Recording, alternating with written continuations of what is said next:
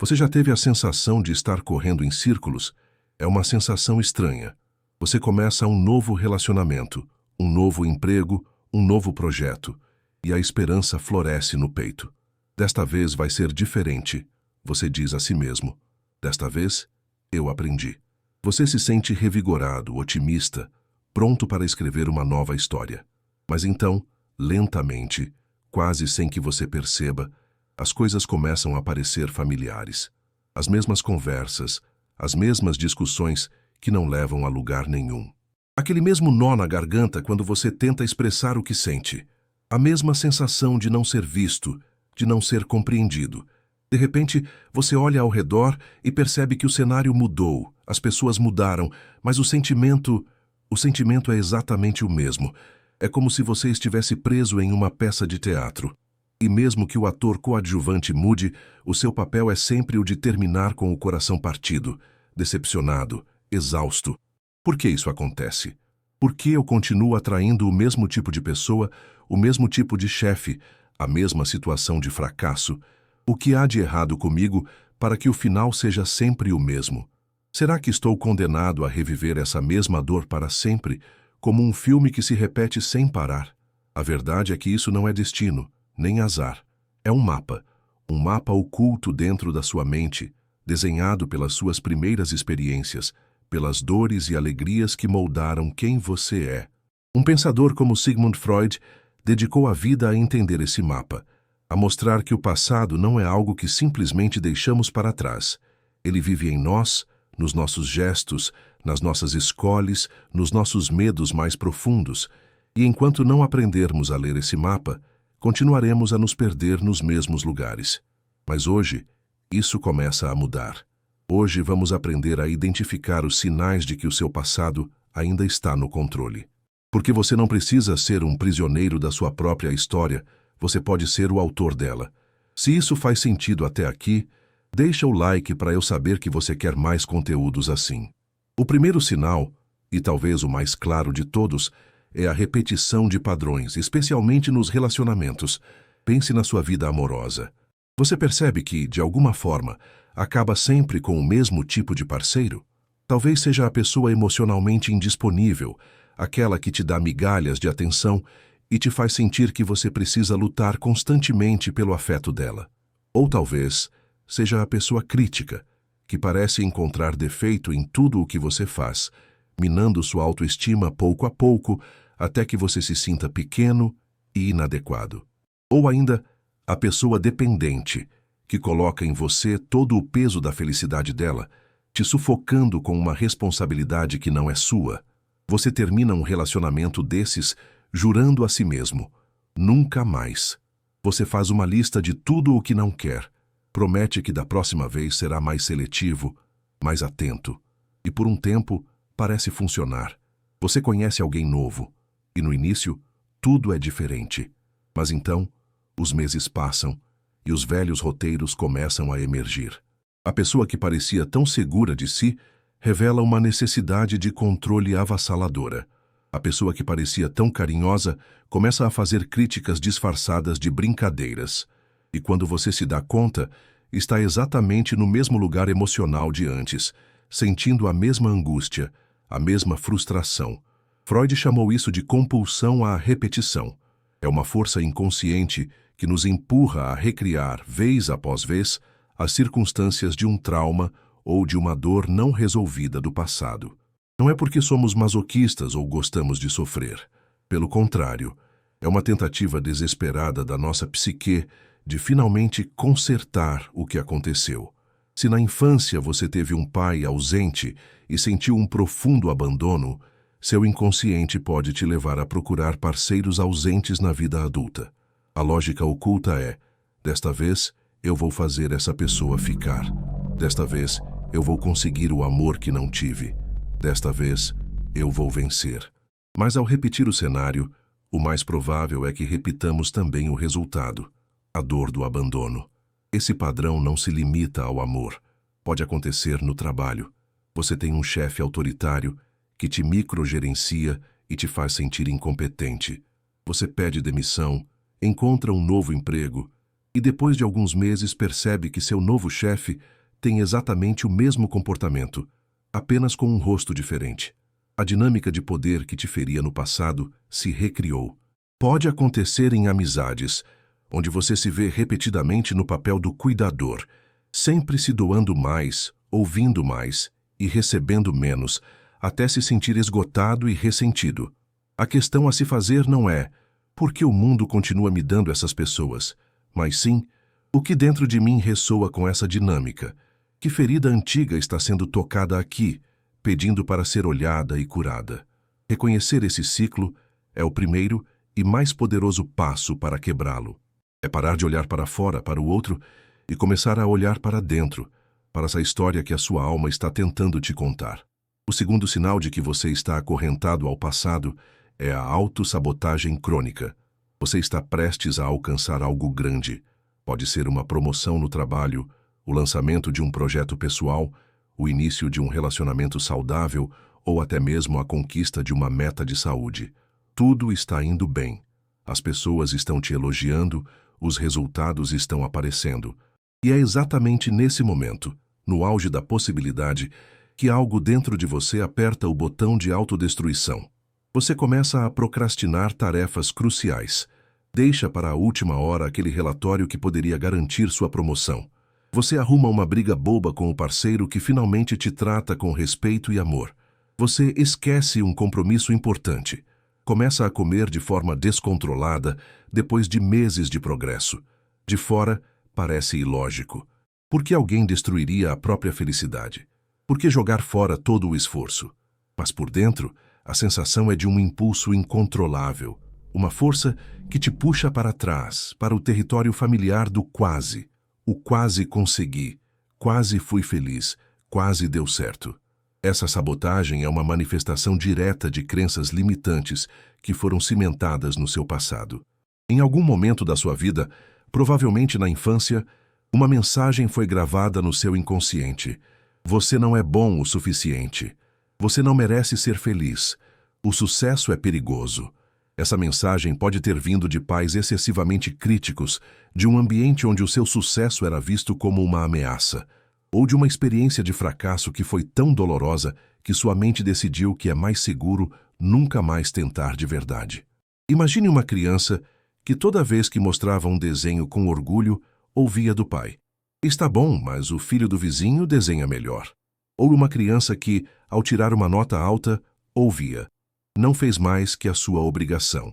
Essa criança cresce com uma associação profunda entre conquista e invalidação, entre esforço e decepção. Na vida adulta, quando o sucesso se aproxima, o inconsciente entra em pânico. Ele ativa um alarme. Perigo! Se você conseguir isso, a dor da crítica ou da indiferença virá em seguida. É melhor recuar. É mais seguro ficar aqui na mediocridade, onde ninguém espera nada de você e, portanto, ninguém pode te machucar. A autossabotagem é, na essência, um mecanismo de defesa distorcido. É o seu sistema de proteção tentando te poupar de uma dor que ele acredita ser inevitável. Ele não entende que o cenário mudou, que o pai crítico não está mais lá, e você agora é um adulto capaz.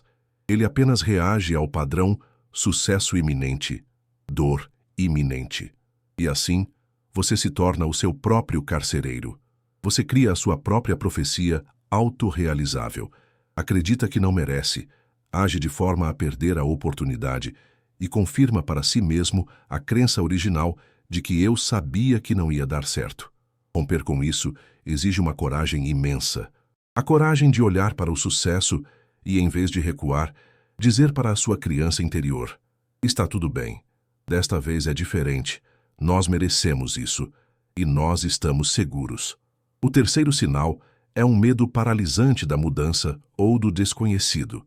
A vida te apresenta uma oportunidade clara de crescimento, uma proposta para se mudar para outra cidade, uma chance de mudar de carreira para algo que você ama, ou simplesmente a possibilidade de sair de um relacionamento estagnado.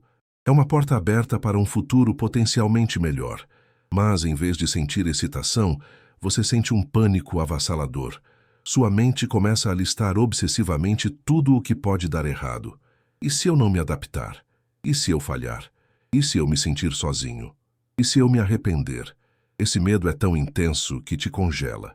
Você escolhe permanecer no familiar, mesmo que o familiar seja doloroso.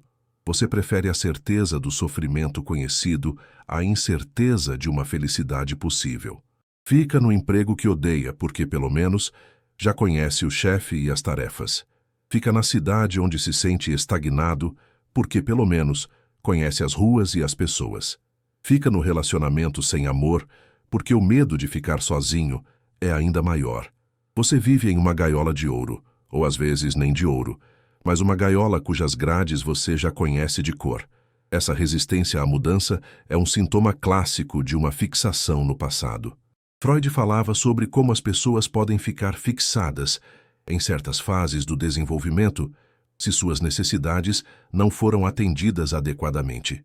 De forma mais ampla, podemos entender isso como um apego a um estado de segurança percebida. Se a sua infância foi marcada por instabilidade, caos ou imprevisibilidade, talvez mudanças constantes de casa, discussões imprevisíveis dos pais, ou uma sensação geral de que o chão podia desaparecer a qualquer momento, sua mente pode ter desenvolvido uma estratégia de sobrevivência, agarrar-se a qualquer coisa que pareça estável, não importa o quão imperfeita seja. A estabilidade, para uma psique ferida, se torna o bem mais precioso. A mudança é sinônimo de perigo, de perda de controle, de reviver o caos do passado. O seu sistema nervoso não diferencia a oportunidade de mudança positiva de uma ameaça de desestabilização. Para ele, tudo o que é novo é potencialmente perigoso. O desconhecido é um monstro. O familiar, mesmo que seja uma cela de prisão, é um refúgio. Essa pessoa não está sendo preguiçosa ou covarde. Ela está operando a partir de um trauma profundo. Ela está sendo leal a uma versão antiga de si mesma, que precisava desesperadamente de previsibilidade para sobreviver. O trabalho de cura, aqui, é ensinar gentilmente ao seu sistema nervoso que o presente não é o passado. É mostrar em pequenos passos que a mudança pode ser segura, talvez começando por um caminho diferente para o trabalho, experimentando um restaurante novo ou iniciando um hobby que te tira da zona de conforto. É preciso provar para si mesmo, de forma concreta, que o desconhecido não é um abismo, mas um horizonte de novas possibilidades. É aprender a soltar a mão do passado para poder abraçar o futuro. Aproveita esse momento e se inscreve no canal para não perder mais nenhum vídeo como esse. O quarto sinal é a forma como você enxerga e fala sobre o seu passado. Existem dois extremos igualmente perigosos e ambos indicam que você ainda está preso. O primeiro é a idealização do passado. É a pessoa que vive sob o lema "bons eram os velhos tempos". Ela fala incessantemente sobre como a vida era melhor na faculdade, na infância, no antigo emprego, no relacionamento anterior. Tudo no presente é comparado e considerado inferior a essa versão dourada e editada da memória. Essa idealização é uma forma de negação. É um refúgio mental contra as dificuldades e decepções do presente. Ao pintar o passado com cores perfeitas, a pessoa não precisa lidar com a realidade de que a vida adulta é complexa, cheia de desafios e responsabilidades. É mais fácil se lamentar por um paraíso perdido do que construir um presente satisfatório. O problema é que esse paraíso nunca existiu de verdade. A memória seletivamente apaga as dores, as ansiedades e as dificuldades daquela época, mantendo apenas as partes boas. Essa pessoa não está presa ao passado real, mas a uma fantasia sobre ele. E essa fantasia a impede de se engajar plenamente com a vida como ela é agora, com suas imperfeições e suas belezas reais. O outro extremo é a demonização do passado. É a pessoa cuja identidade inteira é construída sobre o trauma que sofreu. Eu sou assim porque meus pais foram tóxicos. Eu nunca vou confiar em ninguém porque fui traído. Minha vida é um fracasso por causa da infância que tive. Embora seja absolutamente vital reconhecer e validar as dores do passado, ficar preso nesse papel de vítima permanente é outra forma de cativeiro. Nesse caso, o passado não é um lugar para onde se foge, mas uma âncora que te impede de navegar. A dor se torna uma justificativa para não tentar, para não mudar, para não se responsabilizar pela própria felicidade no presente. A narrativa do trauma é tão forte que define todas as experiências atuais. Cada dificuldade no presente é vista como uma confirmação da ferida original. A pessoa se funde com sua dor. Ela não é alguém que passou por algo terrível. Ela é o resultado daquele algo terrível. Isso pode gerar uma espécie de amargura crônica, um ressentimento que contamina todas as áreas da vida. A pessoa se recusa a perdoar, não necessariamente os outros, mas a própria vida por ter sido como foi. E ao se recusar a largar as pedras do passado, ela se torna incapaz de seguir em frente com as mãos livres. A verdadeira libertação está no caminho do meio, a integração. É ser capaz de olhar para o passado com honestidade, reconhecer as alegrias sem idealizá-las e reconhecer as dores sem permitir que elas te definam para sempre. É entender que sim, aquilo aconteceu, foi difícil e me marcou, e agora eu, como adulto, tenho a capacidade de escrever um novo capítulo. É transformar a sua história de uma sentença de prisão em uma fonte de sabedoria e força. O quinto e último sinal é talvez o mais sutil e corporal. Ter reações físicas e emocionais desproporcionais a gatilhos que você não consegue explicar conscientemente. Você está tendo um dia normal e de repente ouve uma música no rádio e um sentimento de tristeza profunda te invade, quase te sufocando, sem nenhuma razão aparente. Ou você sente o cheiro de um perfume específico em um estranho na rua e seu coração dispara. Suas mãos ficam suadas, como se estivesse em perigo iminente. Pode ser um tom de voz de alguém, uma palavra específica, ou até mesmo um tipo de luz em um final de tarde que te joga em um estado de melancolia ou ansiedade. Você tenta racionalizar. Que bobagem! Por que estou me sentindo assim? Mas a emoção é real, física, e parece vir de um lugar muito mais profundo do que a sua mente lógica consegue alcançar. Essas são as manifestações do que Freud chamaria de memórias reprimidas ou de experiências não processadas. São ecos do passado que não estão armazenados como uma narrativa clara na sua mente consciente, mas como fragmentos sensoriais e emocionais no seu corpo e no seu inconsciente. Seu corpo se lembra do que sua mente esqueceu ou escolheu esquecer para te proteger. Aquela música pode ser a mesma que tocava no fundo durante uma briga assustadora dos seus pais quando você era criança. Aquele cheiro pode ser o mesmo que uma pessoa que te magoou profundamente usava. Aquele tom de voz pode ser idêntico ao de um professor que te humilhou na frente da classe. Sua mente consciente não faz a conexão, mas seu sistema nervoso sim.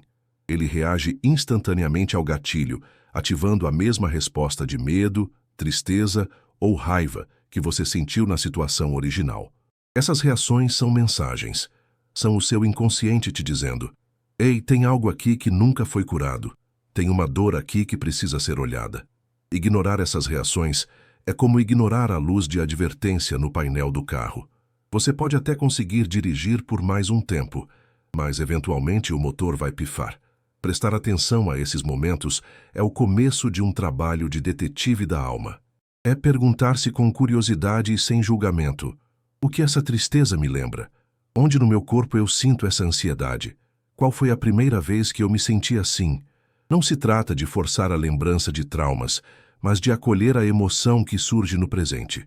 É permitir-se sentir a tristeza sem se julgar, respirar através da ansiedade, reconhecer que aquela é uma dor antiga e não necessariamente um perigo real no agora. Ao fazer isso, você começa a metabolizar essas emoções presas. Você permite que a energia do passado finalmente flua e se dissipe, em vez de ficar encapsulada, esperando o próximo gatilho para explodir. Libertar-se do passado, nesse sentido, é também fazer as pazes com o seu próprio corpo e aprender a ouvir a sabedoria que ele carrega. Reconhecer esses 5 sinais, os padrões repetitivos, a autossabotagem, o medo da mudança, a visão distorcida do passado e as reações inexplicáveis, não é um motivo para vergonha ou desespero. Pelo contrário, é um ato de coragem e autoconsciência. É o primeiro passo para reivindicar o seu poder. Entender que você está preso não é uma sentença, é a descoberta de que existe uma porta e uma chave. A chave é a consciência. A porta é a decisão de, a partir de hoje, agir de forma diferente.